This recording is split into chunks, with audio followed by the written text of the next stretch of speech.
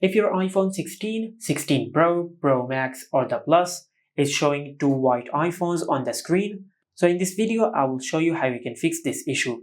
First of all, just unplug your iPhone from your PC or from your laptop.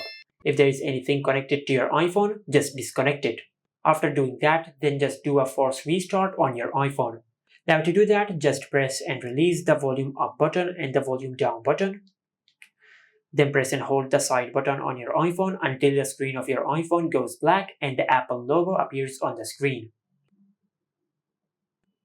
Once you see the Apple logo on the screen, just release the side button.